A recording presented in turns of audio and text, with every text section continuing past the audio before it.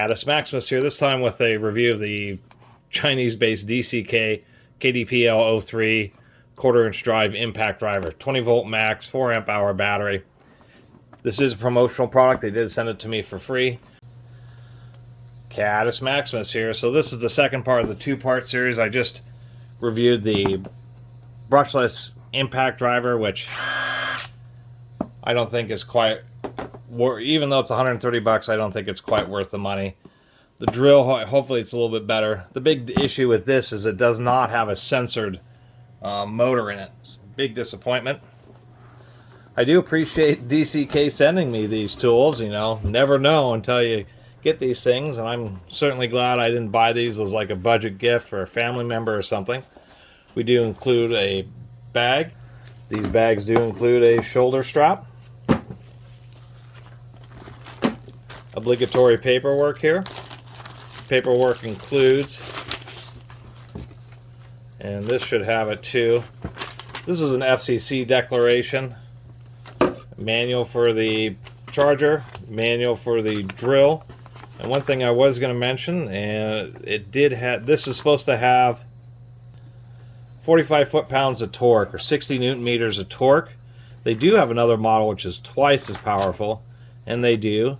At least in this case, both of these tools, they do have parts explosion, so you can at least take it apart and have some idea of where everything goes. And we can tell by the parts explosion, we only see 3 wires going in the motor. This is also a non-censored brushless motor. That's a real big disappointment. This drill, surprisingly enough, is cheaper than the hammer, or than the impact wrench, which is really kind of surprising. We do have a belt clip here. Pull that out. 4-amp-hour battery. And during the teardown, I'm gonna recycle my teardown from the impact wrench. Same battery, same 4-amp battery. These batteries have a balance. There's only 3 terminals on the charger. So you say, well, that doesn't have the individual terminals to balance the battery. It turns out that this is like a feedback. There is a pretty complicated board inside the charger, and the battery is actually the balance charger. There's a big board, and it actually has all the terminals to balance it out, and then it's just using this third terminal to try to communicate to the charger to tell it to stop delivering power when it's finished charging and balancing the battery, in the same way to tell the tool to shut down if it overheats. With the drill, surprisingly enough, it's 120 bucks right now on Amazon. You do get a basic drill bit set with a few different masonry bit, or kind of a random selection of bits, to tell you the truth. Some brad point wood bits, high-speed seal twist drills, and some masonry drills. And you include this little bit set, which has like a rotating thing, belt clip. You'll snap that off in a heartbeat if it catches on anything. Kind of a basic bit set. Interestingly enough, this comes with pin and socket security Torx bits, a little bit smaller than the bit set that comes with the impact wrench. I should say the impact driver comes with this bit set, which is non-security, and then on the drill you get security. So if you buy both the bit set, both of these tools together, it's a $250 set. You're getting a pretty complete set of bits and drill bits, a couple batteries, and of course, geez, thing's getting really jammed in there. That is closed cell foam. At least they're packaging it halfway decently. Here it is. So this is their base model. They also have one that has twice the power with the metal gearbox, but apparently they're not bringing that to North America yet, which is a little disappointing. Switches and controls, you know, for $120 non-censored brushless drill, I guess they're okay, but, you know, not a particularly strong detent on the gearbox lever there, so if you're really holding on to it, pretty easy to accidentally bump that. It does have an all-metal chuck. Went with the hammer drill because they tend to have just a little bit longer gearboxes on them, which provides just a little bit more stability. At least the spindle seems tight. A really cheesy little light down there, but at least it's something. Certainly a more aggressive motor. You can certainly tell. For some reason they really like just weakened, put a really cheesy motor in this one. and that's on high-speed mode, but we can hear the drill. Real screamer.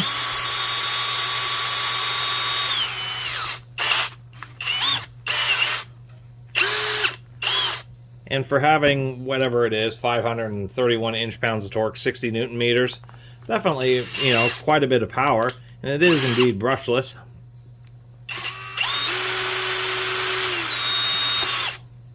Do you have a hammer drill function? I'm not going to test that.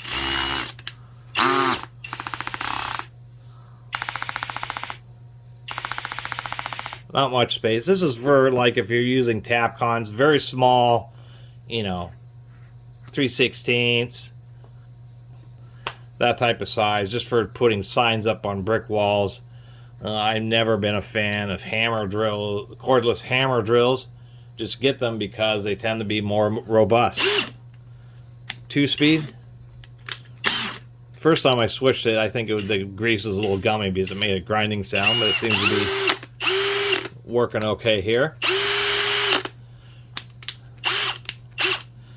Our speeds, man, that is some tiny printing right there. Our speeds are 550 RPM low, 2000 RPM high. Wish they would have a 3-speed gearbox. 3-speed gearboxes, it is a 13 gear, 2 4-gear stages, and a 5-gear final stage. 3-speed gearboxes just give you more versatility. You can have a slightly less powerful motor, but if you have a 3-speed gearbox, then you can have an extra low first gear, a nice all-around second gear, and then your normal high-speed third gear. Other than that, belt clip can be put on either side.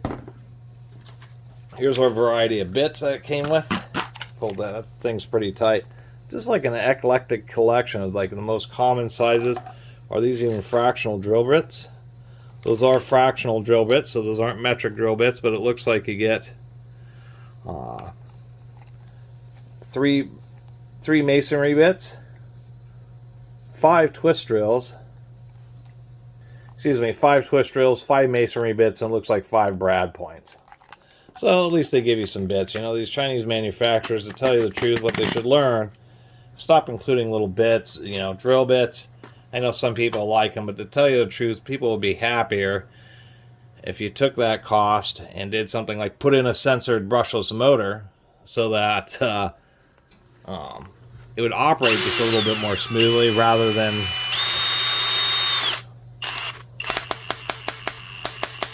So see what's going on here? What's happening is, since it doesn't have a sensor to tell that the motor is not turning, what it's doing is turning a little bit and then snapping back. And that's, you know, put that in the drill mode here. There we go. It's not too bad. Mainly because this has a more powerful motor. But it really is something that they should have done. I doubt that the parts breakdown is incorrect. But that was one of the deals I was just demonstrating on the impact driver, is that it would get into the stalling situation. What's interesting is this is like, it appears to be kind of a low quality knockoff of a Jacobs 700 series.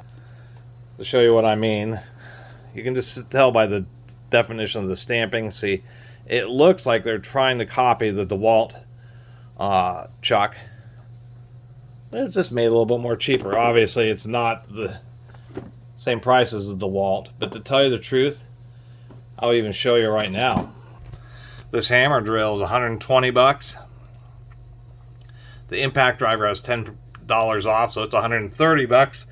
$250 for these Chinese non-censored and not a great performance on the impact driver. Non-censored 2 4-amp hour battery tools, or you can get the big bad, right now it's $365. That's not a bad price for the unit that has the 2 5-amp hour batteries with the DCD 996 and the impact driver.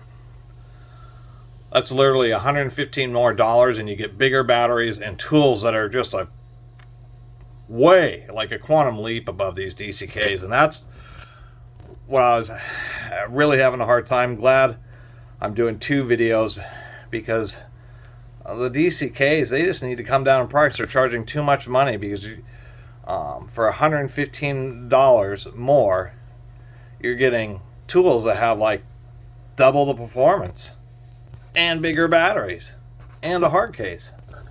And really, the sad thing is DCK has this unit, and that's what they should be selling for $120. This one has way more power. So yes, I'm going to do a couple little tests to demonstrate the drill. But that's going to be like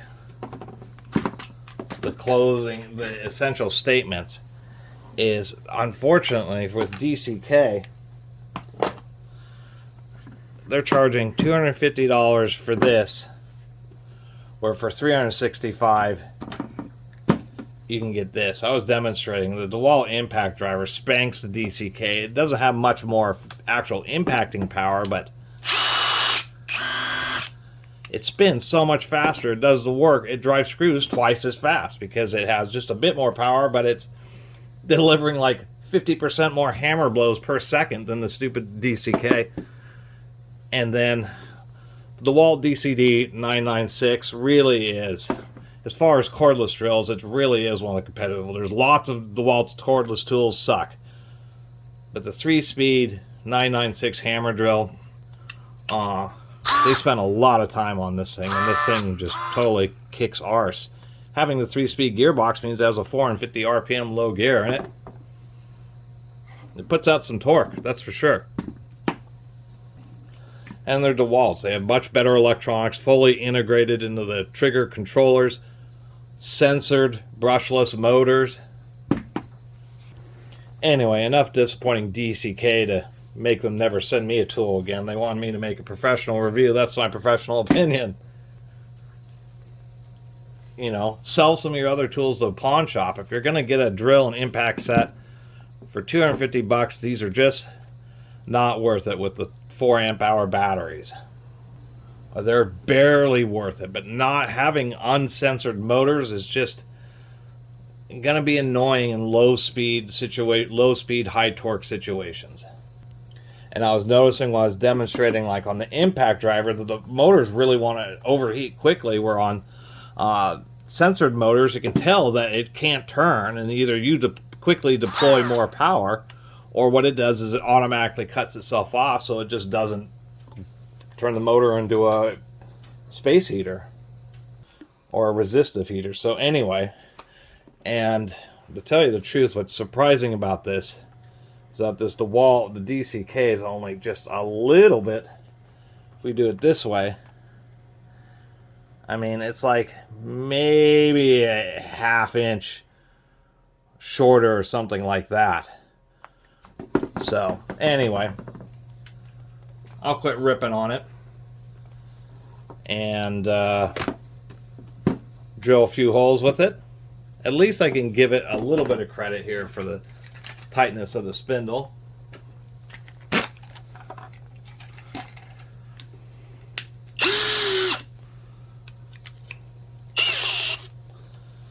I will give them credit for this. Whatever, they must have a couple ball bearings. The other thing is being a little bit longer spacing, because it's a hammer drill. It has to have the space for the little dog tooth hammer mechanism and for it to travel back and forth. You tend to have more stable spindles, and this one is pretty tight. I don't know if it'll stay tight, but at least new out of the box, there's almost no wobble whatsoever. So at least that's something good.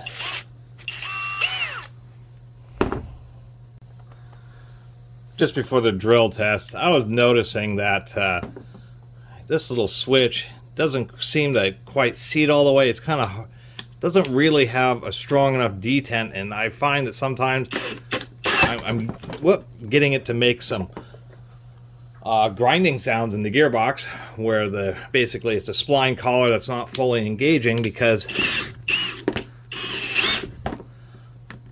the darn switch just doesn't have a real strong detent.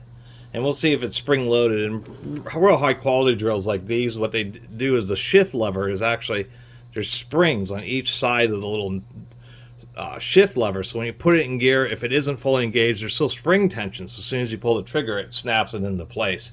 Plus, something on this DeWalt just has really, really strong detents. You know what gear it's going to be in, and it just goes into gear.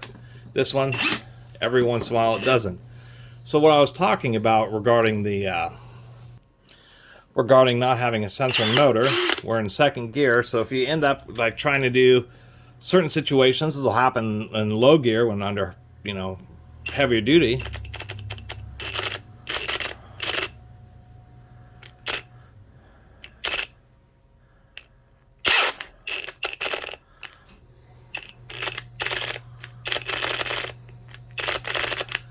You get this weird, and the motor really starts to heat up super fast when it's doing that. But you get this really odd behavior. There's something called back EMF, which it's probably using to detect speed, but at super low speeds, it just doesn't know if the motor's spinning or not. So it just continues to deliver power to it. And really super annoying. Got this in third gear. And on the DeWalt, first, this thing, I can already tell, has just a lot more power at the same speed. But if we go super slow, it just turns off. Because it has sensors. It knows that, okay, well, I can't turn, and you're not giving me enough power, so there's a problem, and I'm just going to shut down so I'm not just delivering energy. But I can tell you, in high gear, this is going to have a lot more juice than this unit. Alright, let's see how this little drill does. We got a 1 1/4 inch spade bit. High gear, really made sure it's shifted properly. We'll see if it can do it at 2,000 RPM. Maybe a bit much for it.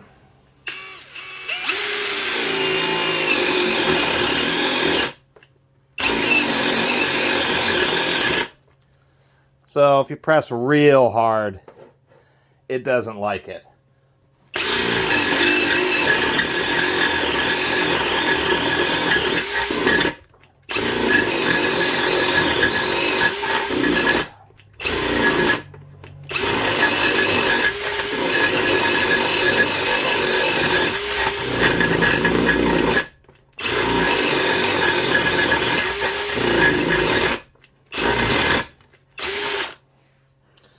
It's having a hard time trying to get through there.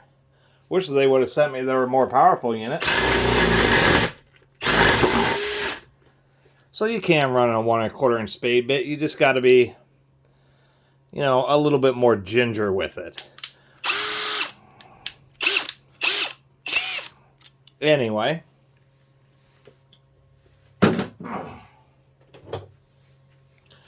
For giggles, we're going to try it with the DCD 996. The reason is they're charging $250 for the impact and drill set, or $365 for the set for this. And this has two 5-amp batteries versus the two 4-amp batteries. Sure, it's 30% more money. You're getting a lot more tool. This is also 2,000 RPM in high gear. It's a little faster in hammer mode. We're not using hammer mode. So the same 2,000 RPM here.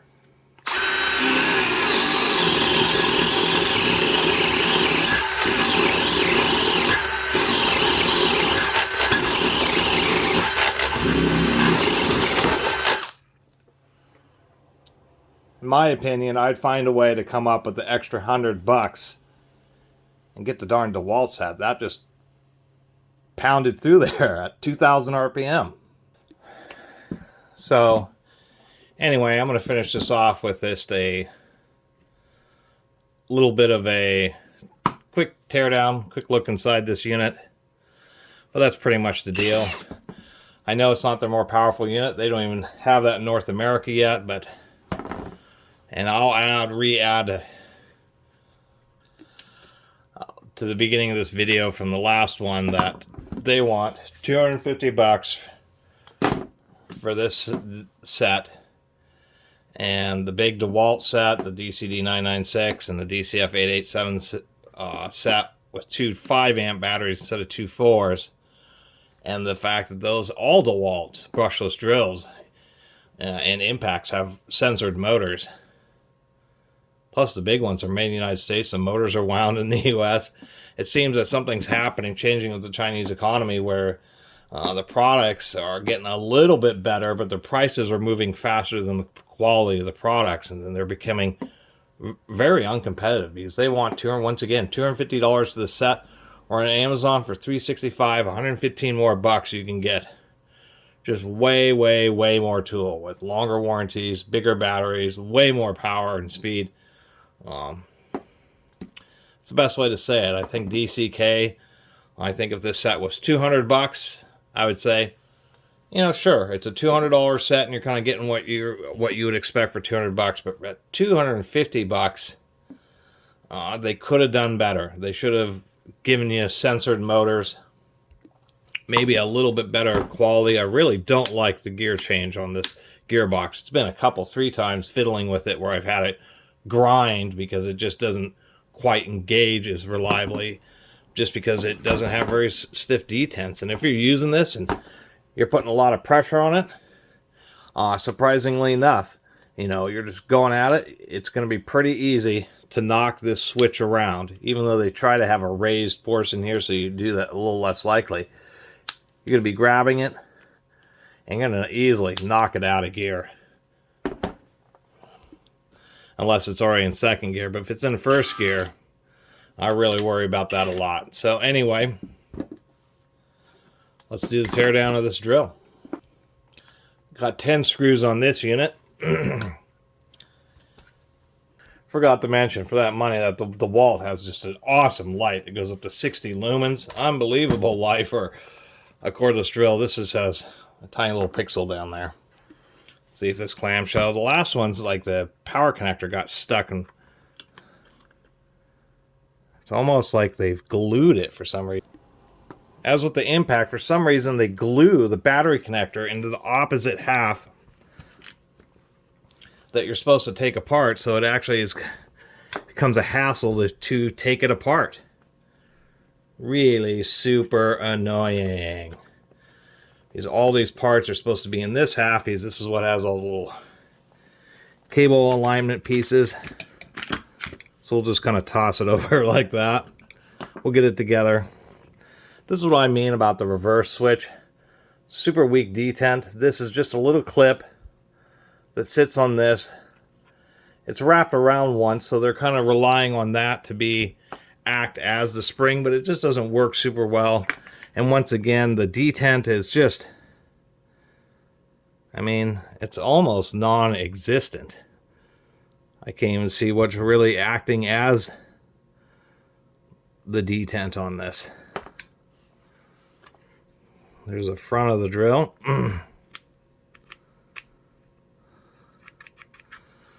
Super unfortunate, even though they're using nylon, fiberglass reinforced nylon body.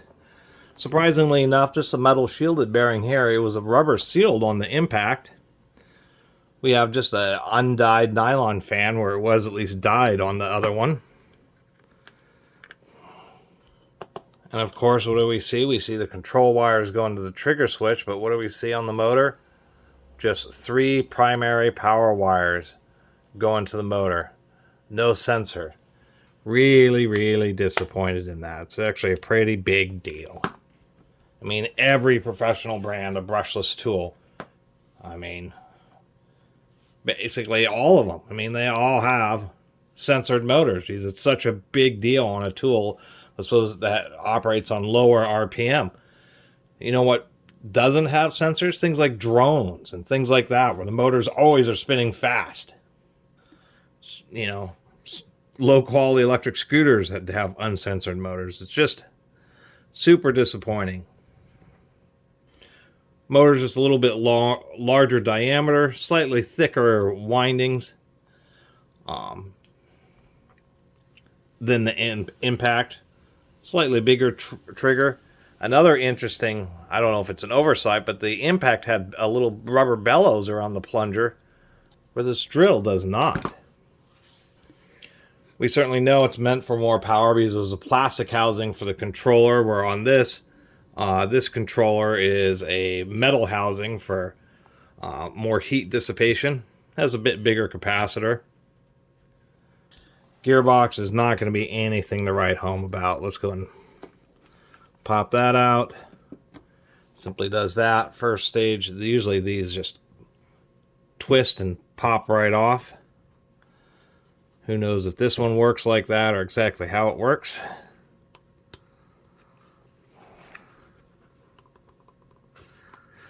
Nope, it may be a snap-on type of affair. Yes, indeed, it has little clips.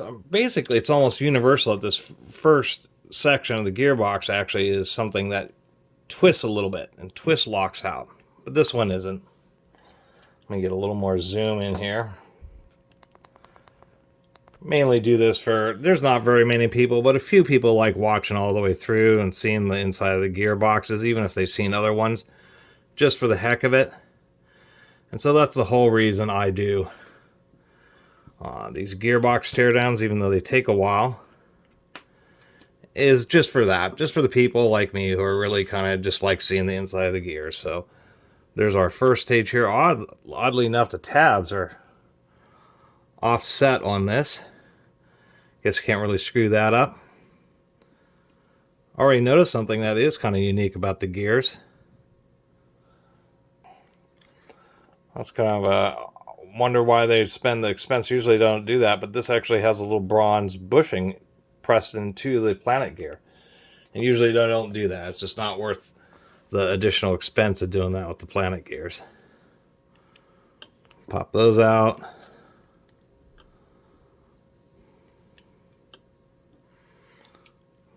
Pop out this stage.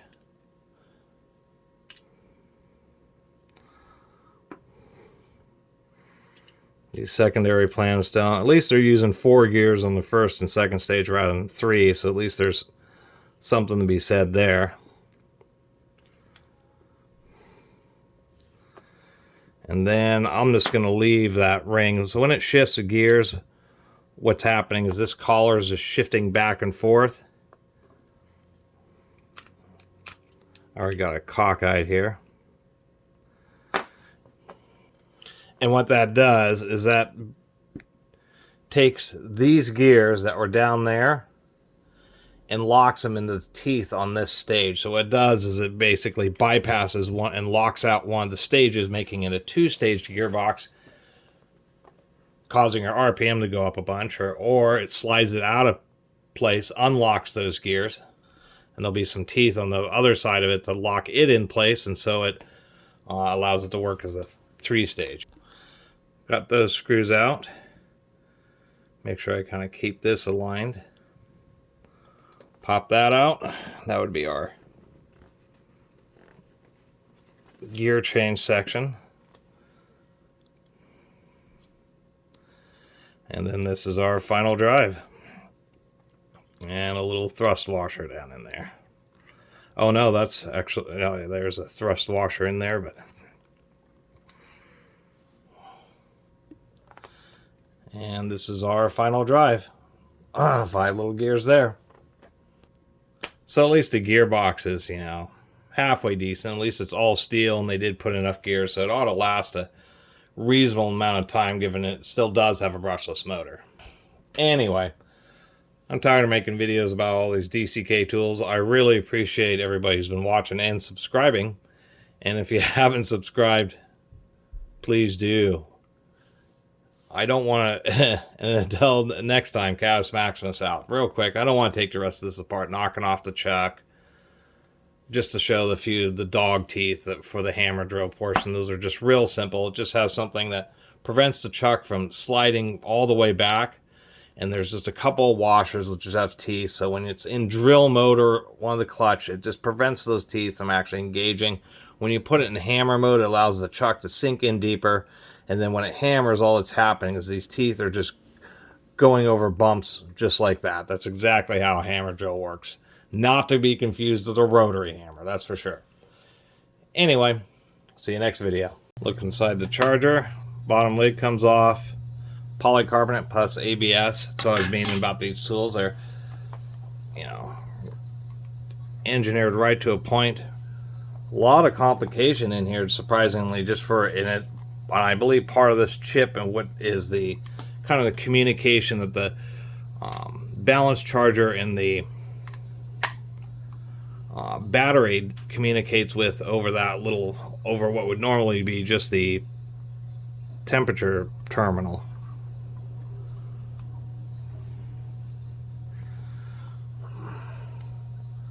Soldering on that joint doesn't look super hot. Not a lot going on the top side here. Besides the obligatory, we have output filtering capacitors. There's our power transistors, the switching power supply based.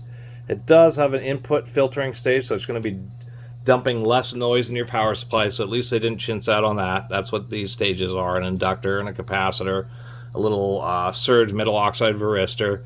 We do have glue like around the wires and stuff, and glue around some of the circuits. Actually, this may be the output transistor. I'm not sure how. Maybe this is the switching one for the switching power supply, and then this is the output transistor. A little heat sink there, a little ventilation. The top of the case, you can just barely see that there. I don't know if you can. If I can just get the right, there you go, polycarbonate plus ABS. So that's what the PC stands for. So it's, it's decent quality plastics. This capacitor here is indeed 105 degrees Celsius. These other little capacitors are also 105, so they're high temperature rated capacitors. This is not the first charger, rating revision 1.7, made in March of 2022. Oh, and there's the brand. It's actually a Dongcheng. Anyway, surprisingly complicated charging board for just a 3-terminal. There's just a ton of circuits, and that, I assume, particularly this big circuit here, this big chip, is because the battery and charger are actually communicating with each other. So that's actually surprisingly complicated, to tell you the truth, and decent materials. Opening up the battery, we'll say I do like the bright lights, and that's 4 dots on the although I do wish it kind of would wait for just a second, but I guess it's just fine, because when it has less circuitry, and actually, like, very early Milwaukee's had issues where the circuitry related to the battery meter itself drew too much power and would kill the batteries. Since I'm also going to be doing the hammer drill, I'll be recycling the battery and charger teardowns, because they'll be same for both tools. 2 springs. Looking at the graded plastic there, PA6, so that's a nylon latch. Battery casing, PC plus ABS, so polycarbonate ABS combination. And then this is what I was talking about. So I was like really disappointed about the charger. Saw it was 3 terminals, thought it was just like a terrible Harbor Freight where it just had a protection for overheat. Same thing on the tool. But then we just opened up the charger and saw that it has actually a pretty complicated computer controlled board.